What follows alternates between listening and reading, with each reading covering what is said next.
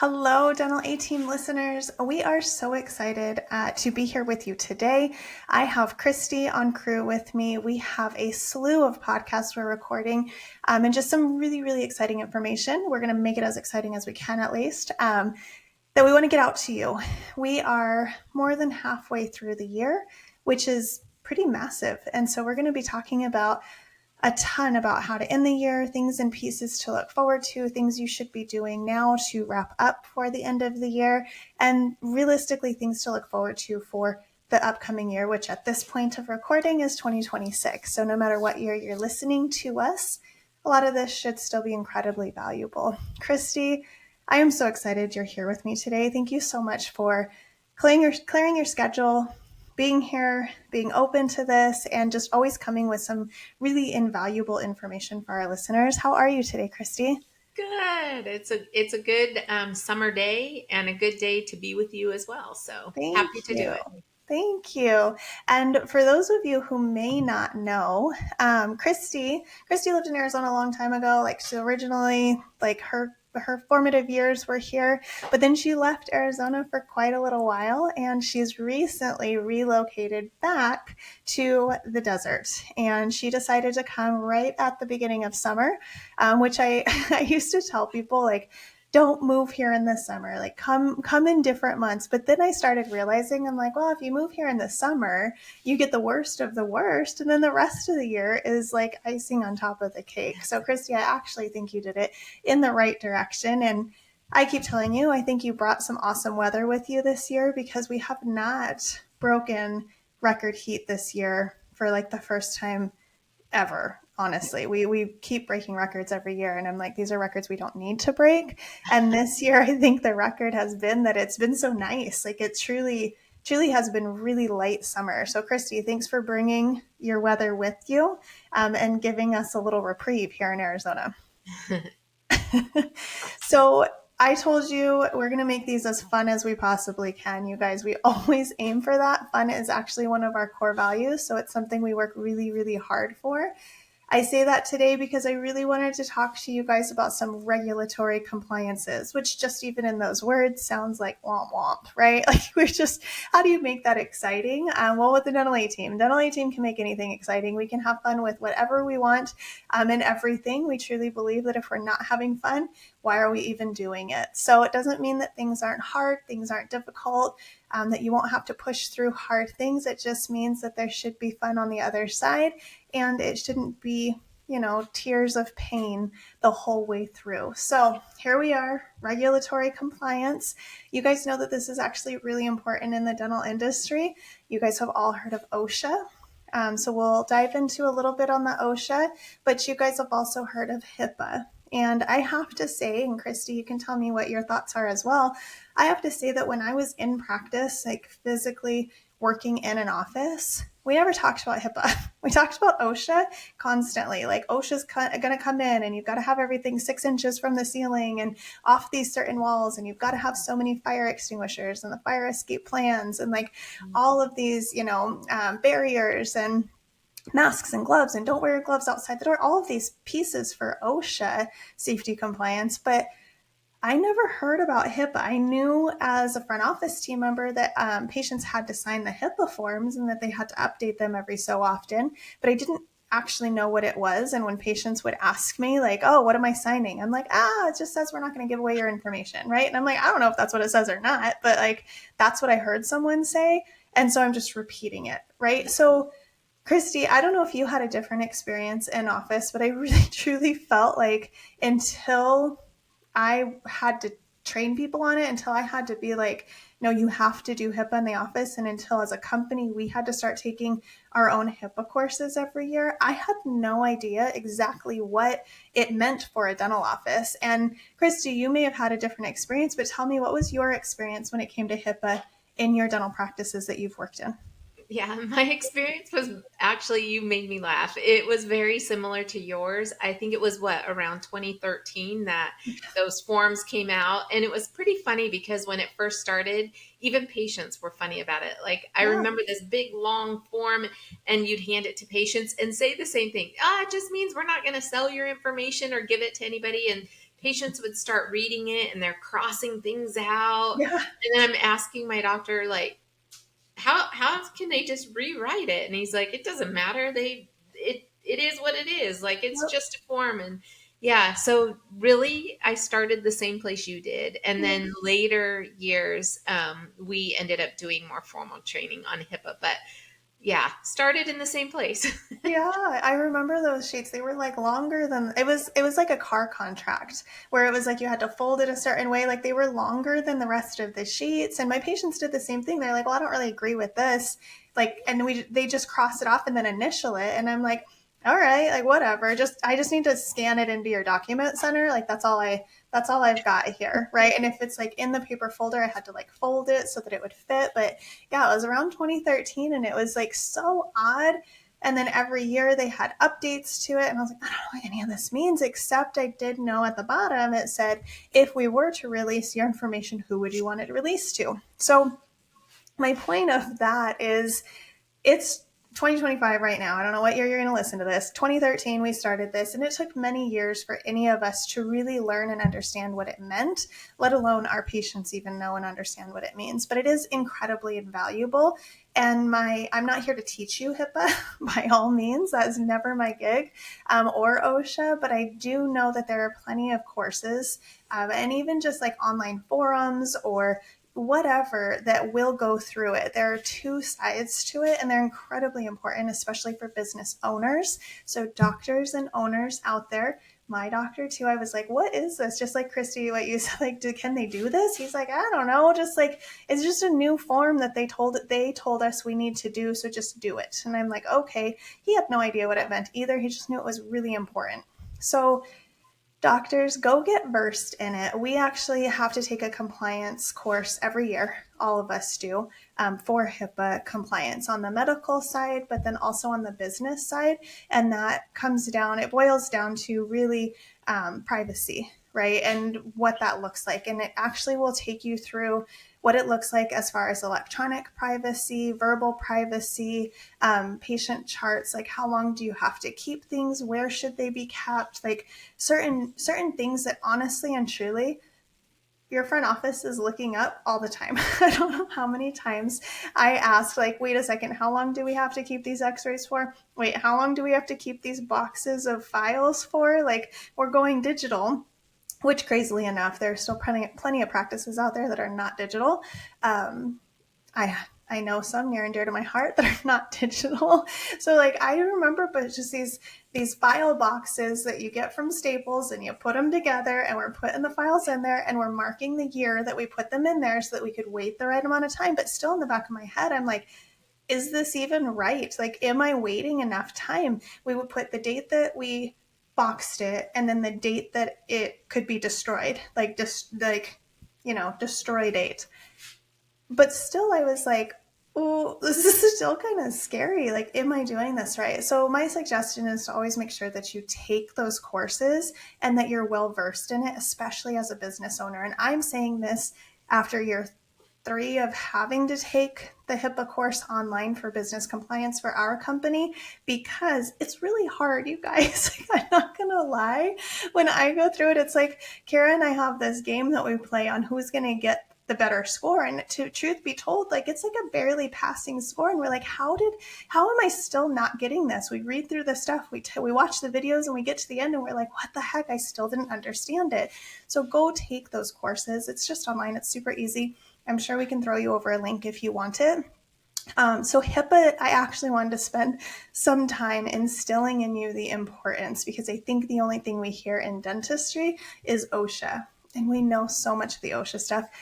But with that said, you also need to focus in on the OSHA. And Kristy, I don't know if you guys had this one too. I had that big red OSHA book it always went in the same spot up above the dental assistant's computer, so that we always knew where it was. We had the OSHA one, we had the MSDS sheets, and it was like, you did not mess with these books. They were always updated, the needle stick protocol, but still you'd go in there and you're like, somebody stuck themselves, and you're just like frazzled, and you're like, I don't know what to do. Even though we've got this OSHA book that tells us what to do, it was still a lot. So Kristy, how did how did you guys do HIPAA and OSHA within your practices? Like, how did you make sure that you guys had everything that you needed? And then how do you train offices to do that now?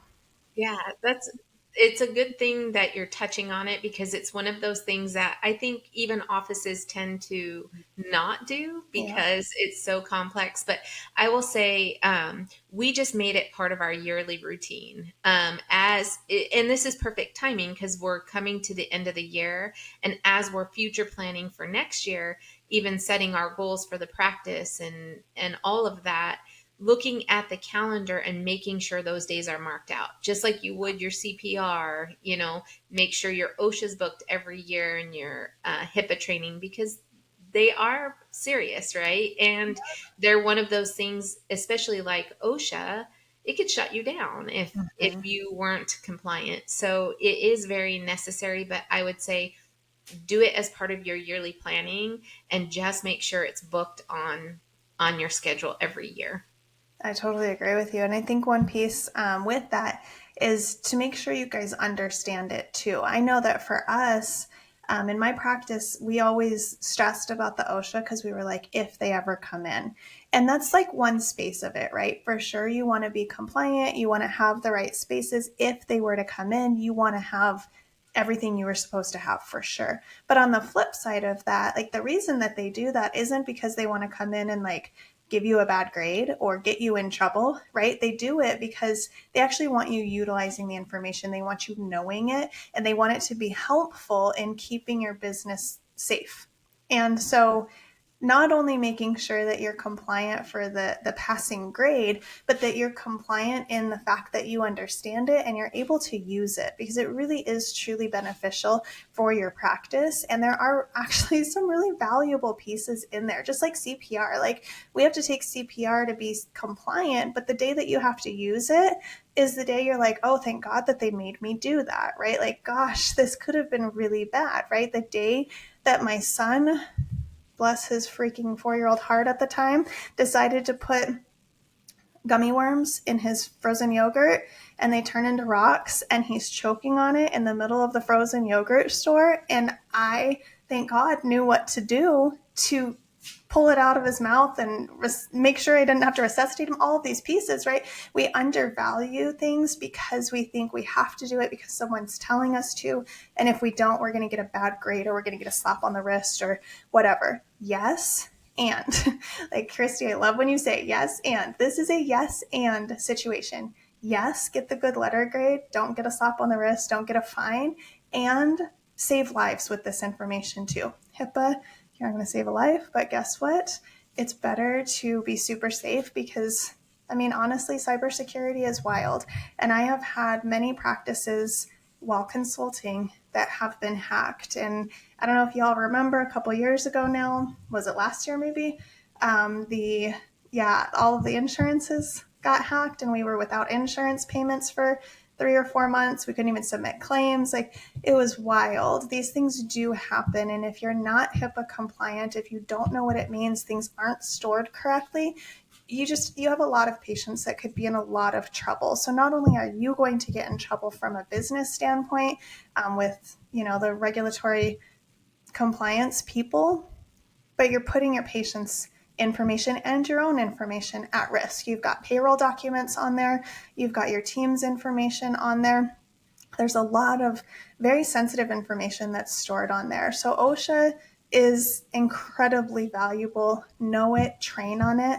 I know we used to do quarterly training for OSHA. We'd add it into our monthly team meeting. We'd do a 2-hour monthly team meeting, and at least 30 minutes of that once a quarter would be OSHA training. And so we'd be training on a certain subject from the OSHA book. They literally give it all to you.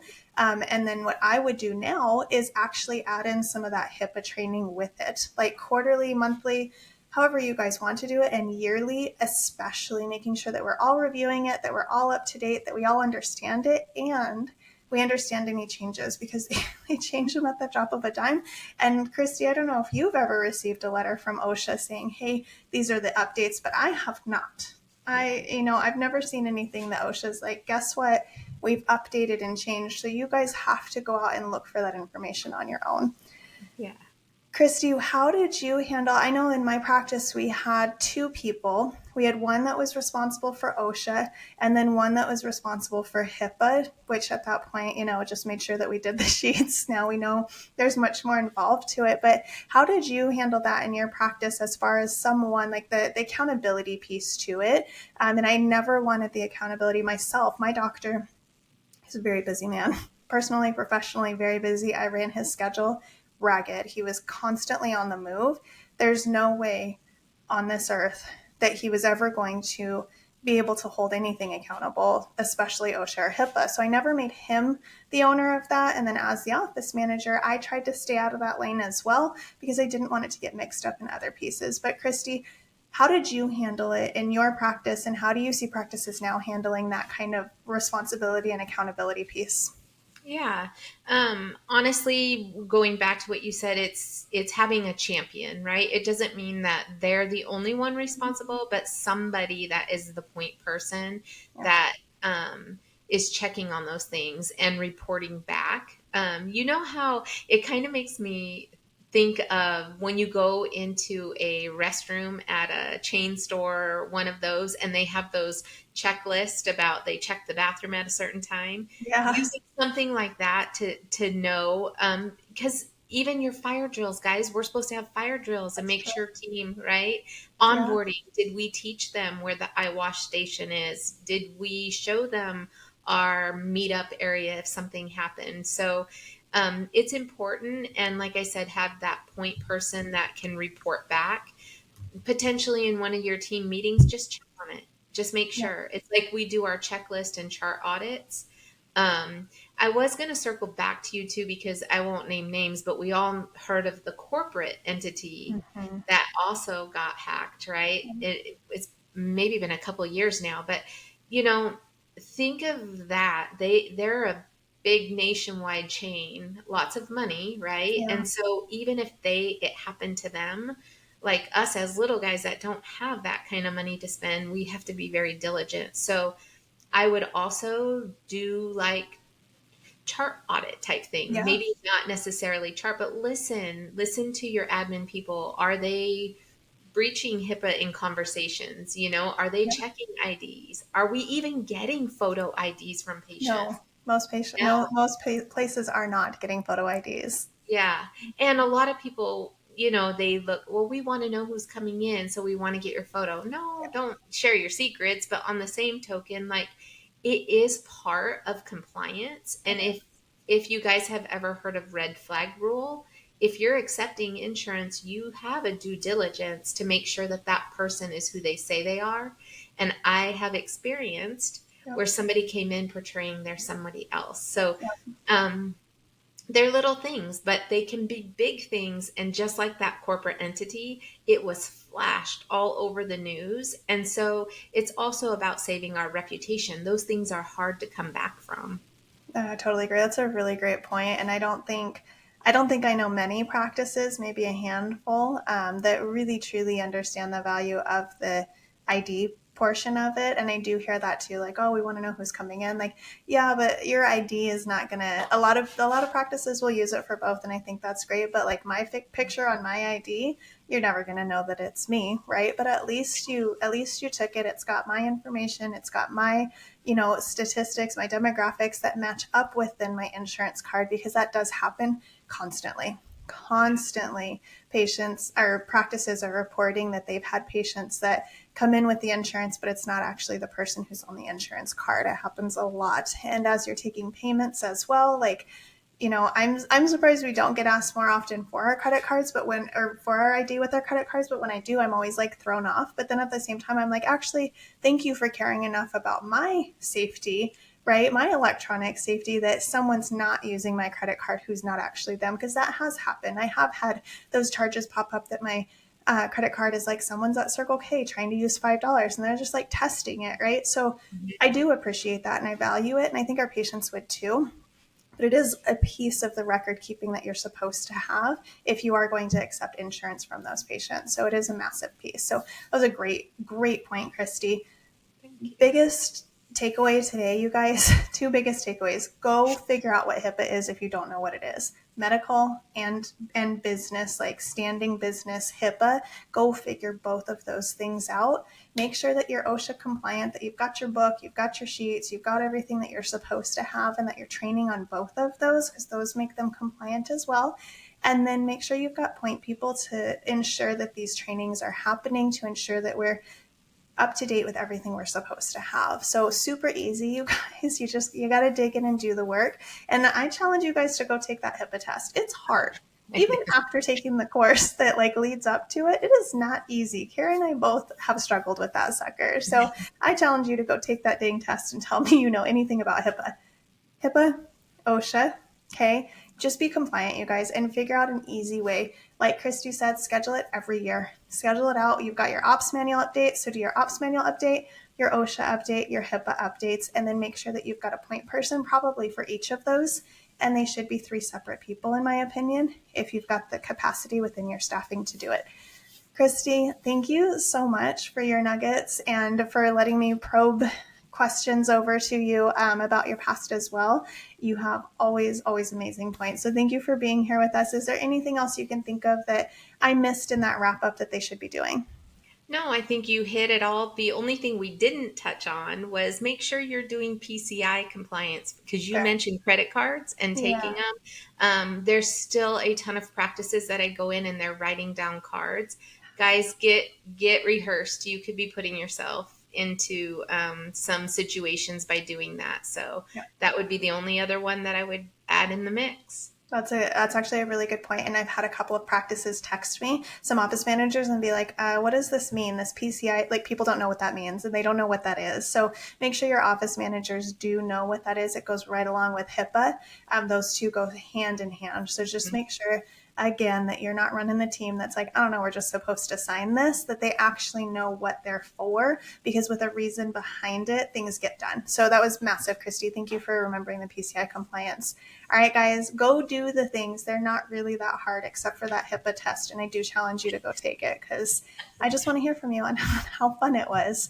But go do the things. If you ever need anything, you guys know where to find us. hello@thedentalateam.com. We are here to help you. I know that we do the HIPAA test every year. You guys know, especially if you're my clients, I don't actually know the link for that, but we can get it for you. So hello@thedentalateam.com. We can send you the information for the company that we utilize within our team and our company. Just let us know. And as always, drop a 5-star review. We'd love to hear what you thought about this. And if you have any regulatory information or things that you'd like to share, put it in that review, because people really do read through those and they'll catch it as well. Thanks so much, guys. We'll catch you next time.